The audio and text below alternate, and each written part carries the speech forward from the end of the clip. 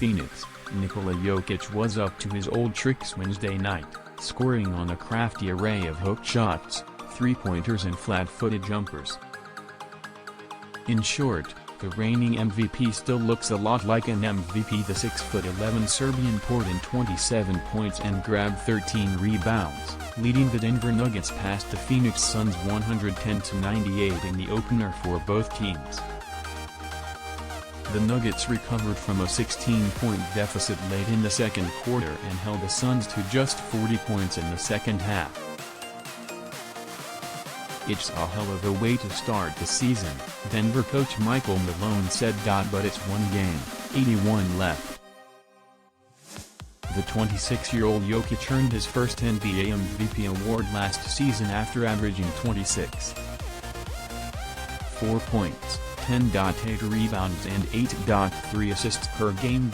He was 13 of 22 from the field on Wednesday, providing a few crucial buckets in the fourth quarter to turn back a Suns rally.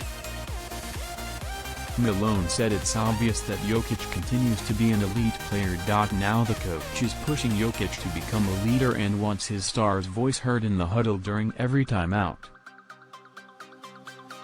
Early in his career, he was growing up, maturing, handling adversity and handling the refs, Malone said.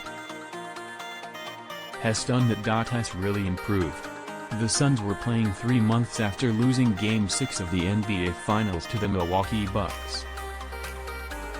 Phoenix has returned much of the same roster, including the all-star backcourt of Chris Paul and Devin Booker, to make another run at the title.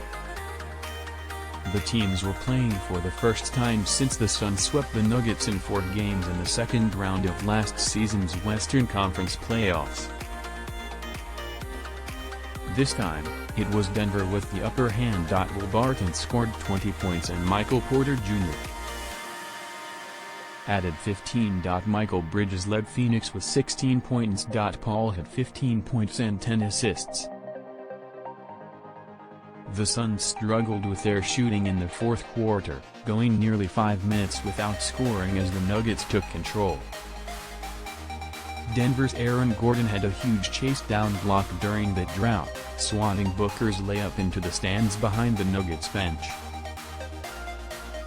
"It's definitely one we wanted to get," Gordon said. Start off on the right foot and a little payback. "We'll see them again. It's just one game."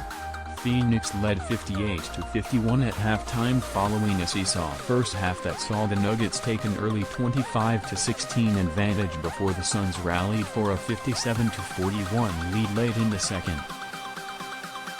Denver had a late flurry, capped by Jokic's three-pointer at the buzzer, to cut the margin to 7 points. "We missed a ton of shots, put them in transition, and our transition defense was below our standard," Suns coach Monty Williams said. It was DeAndre Ayton's first game since the Suns opted not to extend the former No.1 overall draft pick's rookie contract by Monday's deadline. Ayton reportedly wanted a maximum deal, which would have been 5 years and worth $172 million. The Suns weren't willing to do that deal, at least not before the season, and the two sides ended negotiations without an agreement. The 23-year-old Ayton changed the trajectory of his career during last year's playoffs, helping push the Suns to the NBA Finals. He contributed 15.8 points and 11.8 rebounds per game while shooting 66% and providing stellar defense. Ayton started with a flourish on Wednesday, leading the Suns with 13 points in the first half.